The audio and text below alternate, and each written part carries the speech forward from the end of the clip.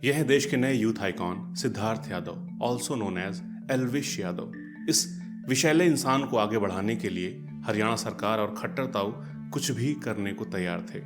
आप आगे बढ़ेंगे, एल्विश आगे बढ़ेगा, ये देश आगे बढ़ेगा, ये प्रदेश आगे बढ़ेगा।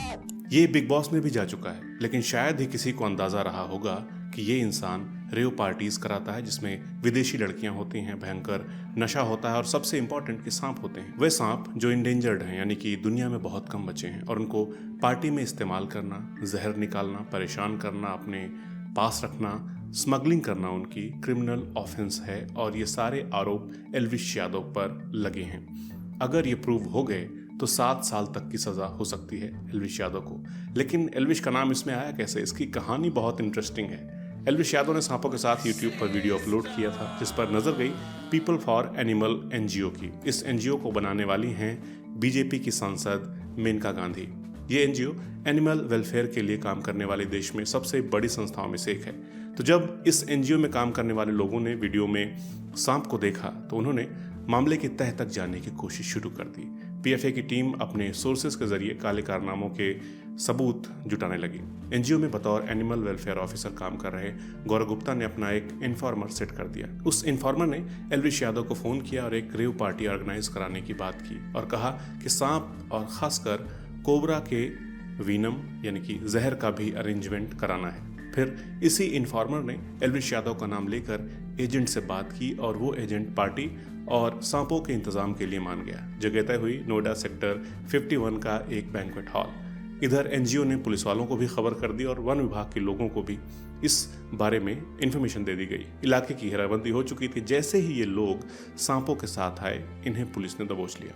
9 सांप बरामद हुए हैं और 20 ml जहर भी मिला है। एल्विश के इन 5 साथियों को जेल भेज दिया गया है। एल्विश यादव पर रेव पार्टी और सांप के जहर मामले में 6 केस लगे हैं और पुलिस की 5 टीमें एल्विश की तलाश में जुटी हुई हैं। एनजीओ के फाउंडर मेनका गांधी ने बताया कि एल्विश यादव पर लगे आरोप अगर प्रूव हो जाते हैं तो 7 साल तक की सजा उसको हो सकती है। ये सारे के सारे सांप इंडेंजर्ड स्पीशीज हैं, पाइथन्स हैं, कोबराज हैं, और इनको लेने के लिए, इस्तेमाल करने के लिए 7 साल की सजा है। संगीन जुर्म माना जाता है। शेड्यूल 1 एनिमल है।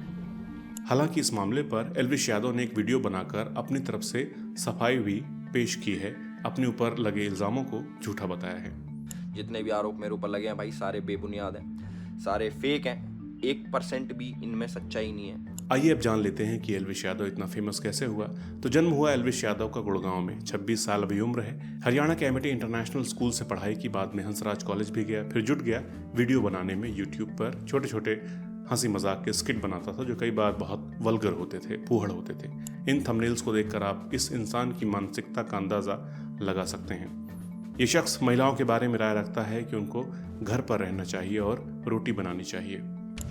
तो मैं पूछना चाहता हूँ लड़कियों से कि भाई तुम लोग इतना क्यों सोचते हो? वाई? तुम पे और कुछ काम नहीं है क्या? किचन में बर्तन हो गए, सब्जी बनानी होगी, और वो मेथी काटनी, या फिर वो झाड़ू पोछा शिट, ये काम तुम्हें इंपॉर्टेंट नहीं लगते सोचने से? मुझे बताओ एक चीज है, रोटी कौन बनाओगा? हम बनाएंगे क्या रोटी? सेठ आदमी हैं, हम तो खानी है। तो यार देखो, इतना दिमाग मत चलाया करो गर्ल्स, अपने वैसे भी थोड़ा कम होता ना इधर तुम्हारा यार ये बुद्धि। यही नहीं, ये इंसान देखिए कितना रेसिस्ट है और लोगों का मजाक उड़ा रहा है इस वीडियो में। भाई एक मस्त चीज दिखाऊं? अभी दिखाता हूँ। इनने तो देख लिया मुझे, भाई ये जैकेट तक घना कलर मैच ना कर रहा है इसका। मजाक की बात नहीं है। दरअसल एल्विश यादव हमेशा से ही रोस्ट करने के नाम पर छपरी हरकतें करता रहा है। बस इसने हिंदुत्व और राष्ट्रवाद की खाल ओढ़ ली थी, जिसकी वजह से अच्छे भले लोग भी इसे फॉलो करते रहे और इसकी बातों में आने लगे थे। इसने शाहीन बाग में हुए महिलाओं के आंदोलन को गालियां दी। दिल्ली दंगे पर भी इसने देश की माइनॉरिटीज़ के खिलाफ भाषणबाजी की और ये लगातार भगवान श्री राम के नाम का इस्तेमाल अपने काले गुनाहों को छिपाने, खुद को फेमस करने और छपरी पर्सनैलिटी की सामाजिक स्वीकार्यता बनाने के लिए करता रहा। लेकिन कहते हैं ना, पाप का घड़ा जब भरता है तो हिसाब हो जाता है। इस लड़के का इतनी जल्दी भरेगा ये किसी ने नहीं सोचा था। भाईचारे की बात करने वाले लोगों को रोस्ट करने वाले इस युवक का तिलिस्म ध्वस्त हो चुका है। खुद को हिंदू और राष्ट्रवादी बताने वाला ये युवक गैर कानूनी कांडों के चलते मीडिया की सुर्खियों में है। हंसी इस बात पर आती है कि ये उस गोदी मीडिया की सुर्खियों में भी है, वे भी इस पर मजे ले रहे हैं जिसका इसने कभी राष्ट्रवाद के नाम पर समर्थन किया था। इस केस में बचना इसलिए भी मुश्किल है क्योंकि कहा जा रहा है कि स्टिंग ऑपरेशन के दौरान हासिल हुए फोन कॉल रिकॉर्ड भी पुलिस को सौंपे गए हैं, जो इसके इन्वॉल्वमेंट को साबित कर सकते हैं। इस इंसान को यूथ आइकॉन का अवार्ड भी मिल चुका है, लेकिन इसकी कारस्तानियों की फहरिस्त बहुत ही लंबी है। रिया चक्रवर्ती के केस में भी इसने कई सुनी बातों पर अमर्यादित टिप्पणियां की थी। स्वरा अपनी उंगली संभाल, इस नाम से एक्ट्रेस स्वरा भास्कर के खिलाफ ट्विटर पर ट्रेंड चलाया था। इसने एक्ट्रेस की एक फिल्म में दिखाए गए सीन पर उन्हें ट्रोल किया था। यही नहीं, यूट्यूबर ध्रुव राठी ने जब केरल स्टोरी मूवी के प्रोपेगेंडा की पोल खोल दी, तब यही एल्विश यादव ध्रुव राठी के पीछे पड़ गया था। अपनी ट्रोल आर्मी से ट्रोल करना शुरू किया। बाद में ध्रुव राठी ने स्पेशली इसकी क्लास एक वीडियो में लगा डाली थी और इसकी पूरी कारस्तानी खोल कर रख दी। जो लोग इसे हीरो बनाने पर तुले हैं उन्हें बता दूं कि इसने हिंदू धर्म में भगवान शिव और हनुमान जी का भी मखौल उड़ाया था और बाद में खुद को कट्टर सनातनी बुलाने लगा। पीएम मोदी का समर्थक खुद को बताने लगा।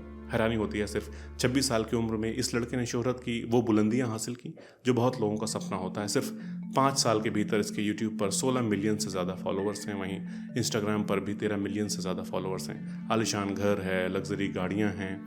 लेकिन दोस्तों, हमारे बड़े बुजुर्ग कहकर गए हैं कि बुरे काम का बुरा नतीजा ही होता है। इस लड़के ने अतिवाद का सहारा लिया, महिलाओं पर अभद्र टिप्पणियां की, माइनॉरिटीज़ के खिलाफ बयानबाजी की, उनकी गरिमा को ठेस पहुंचाने वाले बहुत ही निम्न स्तर के वीडियोस बनाए, नेगेटिव तरीके से अपनी पर्सनैलिटी को दिखाया और लोगों के बीच सुर्खियां बना। इसकी पूरी की पूरी शख्सियत ही मिसोजिनिक और कंट्रोवर्शियल रही है। बहरहाल एल्विश यादव का आगे क्या होगा वो सामने कुछ दिनों में आ ही जाएगा, मैं आपको बताऊंगा ही। लेकिन जो लोग इसके हिंदूवादी होने के प्रपंच में फंसे हुए थे, ये उन सभी लोगों के लिए एक इशारा है कि आप नज़र रखिए ऐसे लोगों पर, क्योंकि अगर ऐसे छपरियों के हाथ में आप हिंदू धर्म दे देंगे, इनको अपना धर्म रिप्रेजेंट करने देंगे, तो अपने साथ साथ हमारे धर्म को भी यही लोग बदनाम करेंगे। इसलिए नफरतियों के हाथों में धर्म मत जाने दीजिए, चाहे आप जिस धर्म से ताल्लुक़ रखते हो। और बायो में सिर्फ हिंदू या मुस्लिम लिख लेने वालों की काली करतूतों पर आंख मत मूंद लीजिए, इनको रोल मॉडल मत बनने दीजिए। इनका सिस्टम फिलहाल हैंग हो चुका है। अगर आपका सिस्टम चल रहा है तो चैनल को अगर अभी तक सब्सक्राइब नहीं किया है तो ज़रूर कर लीजिए। सपोर्ट करना चाहते हैं तो चैनल को ज्वाइन भी कर सकते हैं। मिलते हैं अगली वीडियो में एक नए टॉपिक के साथ। नमस्कार।